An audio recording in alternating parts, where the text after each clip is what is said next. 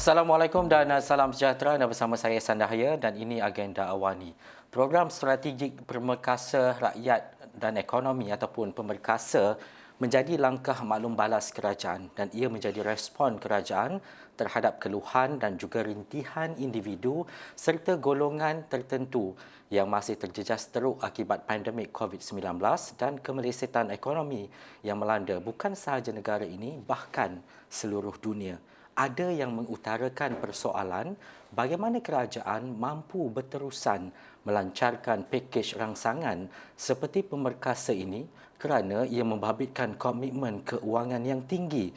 Jadi kita nak melihat kepada perjalanan Pemerkasa dan inisiatif-inisiatif kerajaan sebelum ini. Bersama-sama saya ketika ini adalah Pengarah Pejabat Belanjawan Negara Kementerian Keuangan Malaysia, Datuk Johan Mahmud Marikan di studio. Assalamualaikum Datuk. Waalaikumsalam. Baik, terima kasih Datuk. Lama saya tidak berjumpa dengan Datuk tetapi ada sahaja perancangan dan juga inisiatif yang diperkenalkan kerajaan. Terutamanya ketika kita berdepan dengan pandemik COVID-19. Itu perkara-perkara yang ditunggu oleh rakyat khususnya. Tetapi untuk kita melihat secara keseluruhan perjalanan Pemerkasa selepas ia diumumkan oleh Perdana Menteri Tan Sri Muhyiddin Yassin, bagaimana ketika ini dan bagaimana peranannya memberi impak yang sangat baik kepada rakyat. Okay, terima kasih Ihsan kerana mengundang saya pada hari ini. Mungkin saya perlu jelaskan dahulu konteks penyediaan program Pemerkasa. Sebab bila kerajaan telah menyediakan Belanjawan 2021, kita tidak menjangkakan keperluannya untuk satu lagi PKP. Dan dengan itu Pemerkasa disediakan sebagai untuk membantu daripada peralihan negara muncul daripada PKP untuk kembali kepada norma baru dari segi balik kepada kehidupan dan ekonomi yang berjalan lancar. So dalam konteks tersebut Pemerkasa ada 4 fokus utama lah. Yang satunya dari konteks pengawalan penularan COVID-19. So dengan itu penumpuannya ialah kepada program imunisasi supaya dipertingkatkan, diawalkan, disegerakan dari segi supaya dapatkan dari segi imunisasi kelompok sebelum hujung tahun dan juga untuk memastikan bahawa selanjutnya kerajaan tidak akan melaksanakan lagi PKP secara menyeluruh, membolehkan ekonomi berjalan lancar untuk tahun ini. Itu fokus utama. Fokus pertama. Fokus keduanya ialah untuk memacu pemulihan ekonomi. Dan dengan itu Pemerkasa juga memberi penekanan pada menyegerakan projek kerajaan dengan tumpuan pada projek kecil supaya untuk menggerakkan aktiviti ekonomi di peringkat akar umbi dan pada masa yang sama membantu perniagaan yang masih terjejas seperti dalam sektor pelancongan. Tumpuan ataupun fokus ketiga ialah untuk memperkukuh daya saing negara dan sebagai peralihan daripada PKP, ekonomi dah mula pulih. Sekarang tumpuannya juga pada bagaimana kita nak tingkatkan daya saing dari segi menggalakkan pelaburan, menggalakkan dari segi perdagangan ekspor dan juga dari segi agenda digitalisasi dan otomasi seperti mana yang telah dilancarkan oleh Yang Berhormat Perdana Menteri dalam My Digital. Dan akhirnya dari segi fokus keempat adalah masih pada memastikan agenda keterangkuman, tetapi dalam konteks keluar daripada PKP, isu utamanya ialah masih kepada mereka yang masih terjejas. Mungkin seperti perniagaan kecil yang tidak dapat beroperasi semasa PKP dan juga bagi individu ataupun isi rumah yang mungkin kehilangan pendapatan dan juga kehilangan pekerjaan lah. So itulah dari segi 4 fokus Pemerkasa yang dirangkakan langkah-langkah yang berjumlah 20 bilion. Inilah sebagai satu kesinambungan dan penyokong kepada Belanjawan 2021 yang juga turut dalam tempoh pelaksanaan. Datuk, 20 bilion ringgit dengan 20 inisiatif yang diperkenalkan. Kita nak melihat kepada mungkin apabila kita menerima bantuan, inisiatif yang diperkenalkan kerajaan, ia memberi impak yang baik kepada rakyat khususnya. Tetapi bila kita memberi sesuatu yang besar, kita juga mengharapkan dan juga kita perlu menerima perolehan yang besar juga untuk menampung belanjawan contohnya, inisiatif yang diperkenalkan dan sebagainya. Bagaimana kerajaan dan juga di pihak Datuk mengimbang perkara ini supaya lebihan ataupun perkara yang kita beri itu kita mendapat pulangan yang baik pula untuk kerajaan ini. Okay. Tapi yang pertamanya ialah bila krisis COVID melanda negara. Dan ini bermula daripada tahun lepas, tahun 2020. Sepatutnya kalau mengikut belanjawan 2020 yang telah dilancarkan awalnya ialah supaya dari segi defisit kerajaan akan dikurangkan ke bawah 4%. Tapi kerajaan mengambil langkah berani mengutamakan rakyat dan juga kelangsungan perniagaan, bersetuju untuk membenarkan defisit meningkat dan defisit untuk tahun 2020 meningkat kepada tahap 6.2%. Itu tertinggi dalam tempoh terdekat, mengambil kira keperluan untuk membiayai langkah-langkah untuk membantu rakyat dan juga bantu syarikat yang terjejas. Dan dengan keadaan terkini di mana penularan kes COVID pada awal tahun, kerajaan juga terpaksa mengubah strategi. Pada awalnya juga belanjawan 2021 yang telah dibentangkan oleh Yang Berhormat Menteri Kewangan pada bulan November. Pada masa itu pihak kami mensasarkan kita dapat melaksanakan sedikit konsolidasi untuk mengurangkan defisit pada 5.4%. Tapi dengan keadaan terkini, dan itulah satu situasi yang sangat dinamik dengan COVID, dan kerajaan terpaksa mengolah balik untuk membenarkan defisit sampai ke 6% kerana keutamaannya masih untuk kerajaan untuk memastikan keselamatan dan kesihatan penduduk, rakyat, dan pada masa yang sama memastikan bahawa mereka yang terjejas tetap dibantu. So yang tu akan tetap keutamaan kerajaan. Tapi pada masa yang sama, sebagai satu kerajaan yang bertanggungjawab, perlu juga diimbangi. Dengan itu, walaupun dibenarkan belanja lebih daripada apa yang pada awalnya dirancang di bawah belanjawan 2021, tapi kita masih menunjukkan komitmen pada mengurangkan defisit daripada 6.2% kepada 6% seperti mana yang diumumkan oleh Yang Berhormat Menteri Kewangan. So itulah satu keseimbangan yang perlu dibuatlah. Dan juga Datuk menyatakan tadi fokus utama adalah berkaitan dengan peruntukan imunisasi. 5 bilion ringgit diperuntukkan menerusi pemerkasa, dan untuk kita melihat imuniti kelompok ini dapat dicapai menjelang hujung tahun 2021 contohnya. Adakah selepas ini melihat kepada keadaan dan juga situasi ini, mungkin peruntukan ini akan ditambah ataupun ia telah pun mencukupi setakat ini untuk 5 bilion untuk kita melihat kepada program imunisasi ini? Dalam belanjawan 2021, pada awalnya pihak kerajaan telah menganggarkan keperluan sebanyak 3 bilion untuk pembelian vaksin. Tetapi terutamanya dalam mengambil kira penularan yang berlaku pada awal tahun ini, kerajaan pun mengambil berat bahawa adalah sangat kritikal pelaksanaan program imunisasi, sebab selagi negara dan rakyat tidak mencapai dari segi imunisasi kelompok, kita takkan dapat dari segi meneruskan segi kehidupan harian, dari segi merentas negeri dan sebagainya. So adalah sangat kritikal. So pada fasa pertama di mana kerajaan telah melaksanakan imunisasi terutamanya untuk barisan hadapan kesihatan dan juga agensi penguatkuasa, ia masih bergantung terutamanya dari segi pelaksanaan ataupun pemberian vaksin melalui hospital kerajaan dan juga dari segi menggunakan penjawat ataupun pegawai kesihatan kerajaan.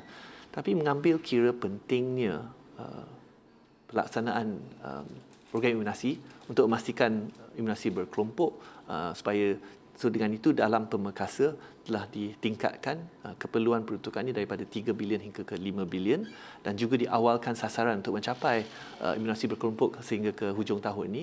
Ini dibuat dengan menambahkan peruntukan untuk membeli lebih vaksin. Walaupun penduduk Malaysia 33 juta kalau tolak dari segi kanak-kanak, hanya 26 juta, tapi diberikan dari segi kelulusan boleh beli sehingga 30 juta vaksin. Ini ialah untuk memastikan bahawa, sebab sekarang pun seperti mana saya pun sedia maklum, ada negara lain yang mengalami seperti di benua Eropah, dia menghadapi ada kelambatan dari segi penghantaran vaksin. So dengan memberikan mandat dengan peruntukan yang lebih besar untuk membeli lebih daripada bilangan yang perlu divaksinasi, ini memberi dari segi buffer ataupun dari segi stok penimbal, jikalau ada pembekal yang lambat, ada sumber-sumber lain untuk mendapat menampung keperluan untuk menyegerakan pelaksanaan vaksin. Itu satunya dari segi peruntukan tambahan untuk lebih vaksin. Keduanya juga untuk menggerakkan lebih bukan saja whole of government, tapi whole of nation approach dari segi menggunakan fasiliti bukan saja hospital kerajaan tapi untuk fasa ketiga di mana mungkin Ehsan dengan saya pun akan dapat vaksin. Kita juga akan gunakan tempat dari segi stadium ataupun pusat konvensyen supaya dapat diramaikan, menggunakan juga sukarelawan dan juga pengamal kesihatan swasta supaya dapat dipercepatkan dan meningkatkan kapasiti pelaksanaan vaksin. Dan pada masa ini pihak kami rasa 5 bilion itu mencukupi, tapi memandangkan inilah satu keutamaan lah. Pihak kami akan selalu memantau keadaannya dan jika perlu akan membuat dari segi pindaan yang sewajarnya. Datuk, sebelum saya melihat kepada inisiatif-inisiatif lain dalam pemerkasa, ini juga antara perkara yang mungkin saya boleh tanyakan kepada Datuk. Bagaimana pejabat belanjawan negara mendepani dengan pelbagai idea, cadangan termasuk daripada ahli politik sendiri, ini yang sepatutnya dilakukan, ini sepatutnya yang tidak boleh dilakukan oleh kerajaan? Datuk?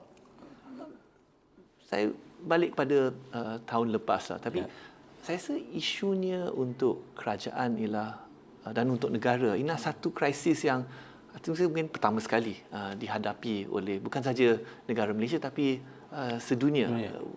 Tak pernah, mungkin once in a lifetime lah. Ini satu krisis kesihatan dan yang menjadikan satu krisis ekonomi juga. Tetapi kerajaan selalu mengambil pendekatan yang agak terbuka dalam seumpamanya penyediaan package yang lalu dan juga belanjawan 2021 dari segi sesi libat urus telah diketuai oleh Yang Berhormat Menteri Kewangan sendiri dengan buat sesi perbincangan dengan pihak berkepentingan di seluruh negara dengan sesi turun padang ke tiap-tiap negeri dan untuk berjumpa dengan pelbagai sektor ekonomi untuk dapat pandangan apa yang perlu dibuat, apa yang mereka yang terjejas, bagaimana kita dapat membantulah. So dengan itu kerajaan Malaysia dan juga khususnya Kementerian Kewangan telah mengambil satu pendekatan yang agak terbuka untuk menerima apa jua pandangan dan cadangan untuk memastikan bahawa kita dapat memastikan kelangsungan ekonomi dan perniagaan dan pada masa yang sama membantu mereka yang terjejas lah. Tetapi sedia maklumlah bukan semua cadangan dapat diterima dan kita perlu juga dapat mengoptimalkan dalam sumber yang ada di mana kita rasa akan dapat menjana yang sebaiknya untuk rakyat dan juga perniagaan.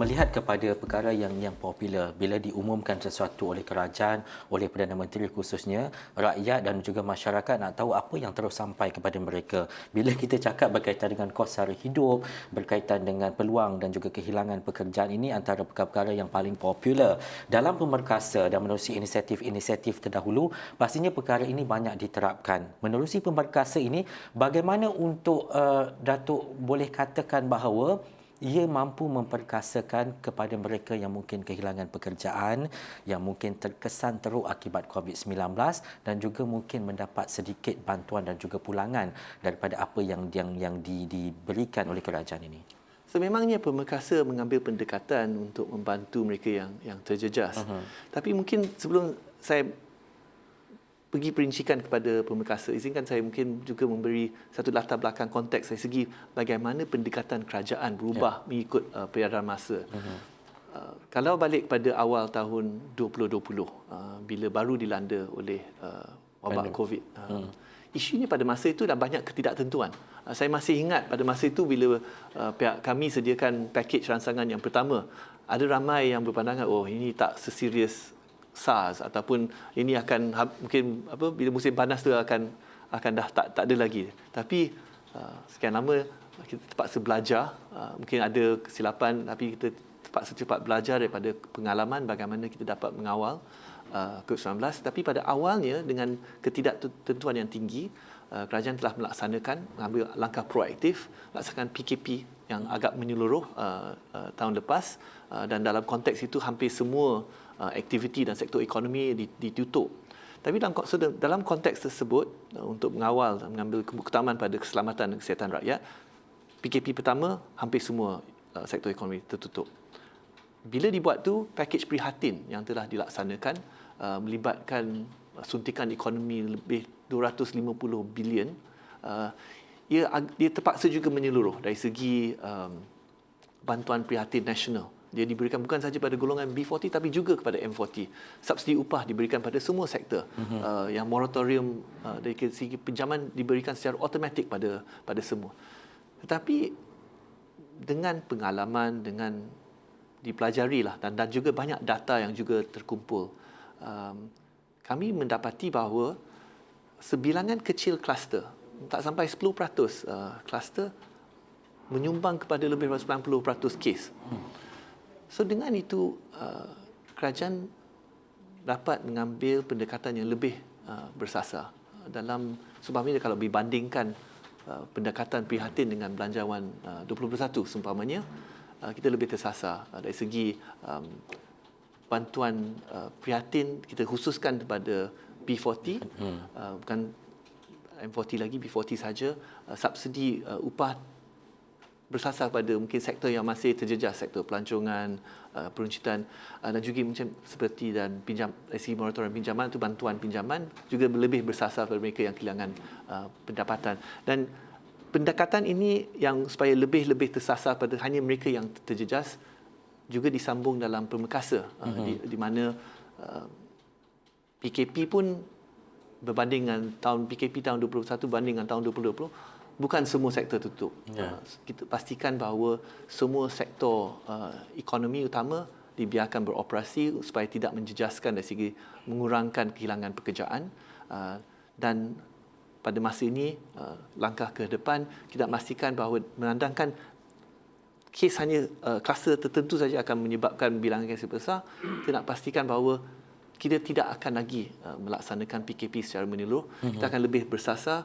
Jika terdapat kemunculan satu kluster, kita akan EMCO ataupun lebih ketat pada hanya kluster tersebut, tetapi persekitarannya masih dapat berlangsung dan segi kehidupan keharian, aktiviti ekonomi. Inilah pentinglah supaya sektor swasta dapat membuat perancangan dari segi pelaburan dan juga pengambilan pekerja, supaya inilah sangat penting kita laksanakan strategi ini supaya membenarkan sektor ekonomi terus terbuka.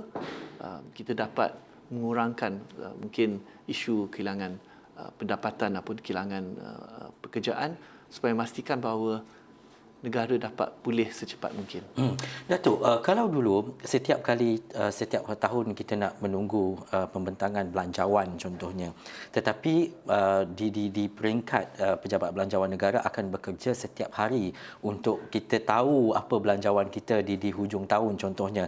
Tetapi berbeza untuk setahun ini apabila setiap hari mungkin digandakan tempohnya berhari-hari untuk mencari satu mekanisme terbaik. Ini belanjawan yang perlu diperuntukkan.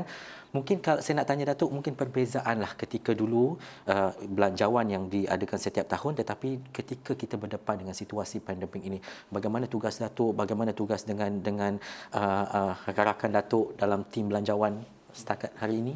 Saya rasa mungkin sesibuk saya dan rakan-rakan di Kementerian Kewangan, saya rasa rakan-rakan di Kementerian Kesihatan lebih berat dari segi tugas mereka untuk menyelamatkan nyawa dan juga kesihatan negara. Tetapi betul, kebiasaannya hanya sekali setahun tumpuan ini kepada belanjawan 2021, dan kalau diambil kira dalam satu tahun ini 6 pakej telah diumumkan selain daripada belanjawan 2021. Saya rasa ini menunjukkan bahawa kerajaan sentiasa mengambil sikap proaktif mengikut keadaan perkembangan semasa, dan Kementerian Kewangan mengambil peranan untuk menyokong keperluan segi dari ekonomi dan rakyat selaras dengan keprihatinan kerajaan untuk memastikan kelangsungan ini. Dan saya rasa itulah satu yang saya dan rakan-rakan di di Kementerian Kewangan saya rasa bertuah dapat menyumbang jugalah dalam usaha ini untuk membantu negara pulih daripada krisis ini. Dan seharapnya mungkin dalam keadaan sekarang, berdasarkan apa yang kerajaan telah mempelajari daripada pengurusan wabak COVID, bahawa ada strategi jelas untuk mengekalkan ekonomi supaya kekal terbuka, beroperasi. Kita nak mempercepatkan dari segi program imunisasi. Dan dengan strategi ini diharapkanlah dia tak akan perlu lebih-lebih lagi package-package lagi. Mungkin tumpuan ini perlu beralih daripada bantuan lebih kepada bagaimana kita dapat menggerakkan ekonomi ke depan dari segi pembaharuan struktur ataupun structural reform seperti mana yang mungkin perlu dilancarkan dalam rancangan Malaysia ke-12 di mana lebih lagi dengan norma baru Malaysia lebih perlu menumpukan pada bagaimana kita nak mengamalkan otomasi, digitalisasi dalam aktiviti ekonomi, yang mungkin nilai lebih tinggi supaya dari segi pendapatan, gaji lebih tinggi untuk rakyat Malaysia. Mungkin itulah kita perlu beralih daripada package-package yang bersifatkan lebih ke bantuan kepada package-package yang lebih kepada nak untuk mentransformasikan ekonomi negara demi kesejahteraan rakyat jangka panjang. Dua-dua sama penting. Kita tak boleh kata kesihatan kita kena utamakan tapi ekonomi kita pinggirkan. Dua-dua kena bergerak sekali, integrasinya perlu penting. Datuk, kita tak punya banyak masa sebab walaupun banyak soalan-soalan yang perlu saya tanya kepada Datuk, tapi untuk di akhir ini Datuk, saya nak tanya berkaitan dengan big data. Okey, kita tahu contohnya LHDN mempunyai data yang besar juga untuk melibatkan pencarum dan sebagainya, tetapi bagaimana untuk di peringkat Datuk, Kementerian Kewangan khususnya mengumpul data-data ini untuk memastikan bahawa segalanya berjalan lancar dari segi bantuan, dari segi capaian, dari segi makluman dan sebagainya? Ini satu aspek yang sangat penting, Ihsan, sebab salah satu daripada maklum balas yang diterima dalam melaksanakan package setakat ini ialah mereka yang memberi maklum balas mereka tidak terima, tidak tahu. Dan sebagai satu pendekatan yang dibuat oleh kerajaan dan juga Kementerian Kewangan, bagaimana kita nak memudahkan proses penyaluran bantuan.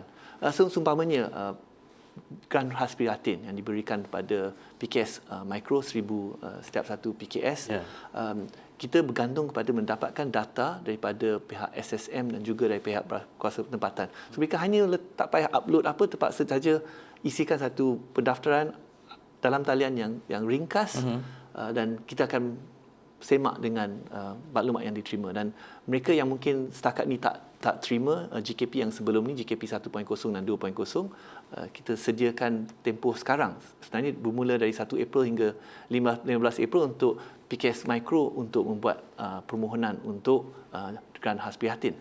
Tapi yang untuk individu, yang rakyat isi rumah yang mungkin yang berpendapatan rendah, itu satu tumpuan yang Kementerian Kewangan juga telah mengambil, di mana sebelum ini walaupun kita dah lebih bahawa BSH lebih pada 4 juta penerima dan BPR lebih daripada 8 juta penerima, tapi masih ada maklum balas mereka yang tidak terima. So, apa yang pendekatan yang diambil dalam konteks big data? Dulunya kita bergantung kepada pendaftaran daripada individu. Dia mesti memohon. Tapi kita mengambil tahu bahawa sebenarnya ada banyak lagi agensi yang juga berurusan dengan golongan rentan ataupun golongan terjejas. Contohnya kumpulan gelandangan bawah Jabatan Kebajikan ataupun kumpulan OKU. So dengan itu kita ambil pendekatan tak payah pohon. Kita akan mengambil pengkalan data daripada agensi-agensi yang tersebut yang sememangnya orang susah. So tanpa memohon kita menyerapkan data tersebut, dan jika menepati semua kriteria, bantuan akan disalurkan kepada mereka tanpa mereka memohon. Sudah antara pendekatan yang kerajaan sekarang mengambil untuk menyelaras dari segi data-data daripada pelbagai agensi supaya memastikan yang mereka yang benar-benar memerlukan bantuan dapat bantuan tersebut.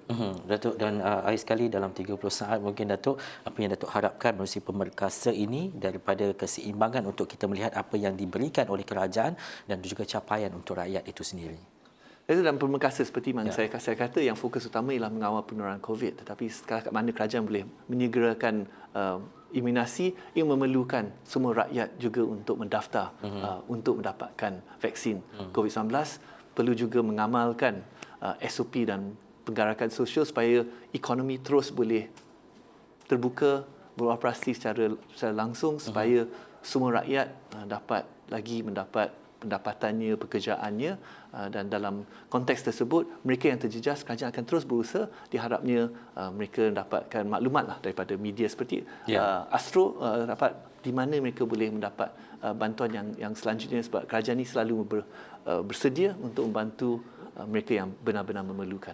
Adalah penting sesi seperti ini, Datuk, sebab kadang-kadang bila kita mendengar mungkin sejam, 2 jam berkaitan dengan pakej ataupun inisiatif yang diperkenalkan, kita nak ada perincian-perincian selanjutnya dan juga perjalanan pemerkasa itu bagaimana. Tapi untuk kita mengingatkan kembali kepada golongan-golongan rentan, golongan-golongan yang memerlukan untuk sama-sama mengambil tahu berkaitan dengan inisiatif yang telah pun diperkenalkan oleh kerajaan, bukan sahaja menerusi belanjawan yang diumumkan setiap tahun. Baik, terima kasih sekali lagi saya ucapkan kepada Pengarah Pejabat Belanjawan Negara Kementerian Kewangan Malaysia, Datuk Johan Mahmud Marikan, atas diskusi itu tadi. Itu sahaja waktu yang kita ada dalam agenda awal ni. Saya Ehsan Dahaya. Assalamualaikum dan jumpa lagi.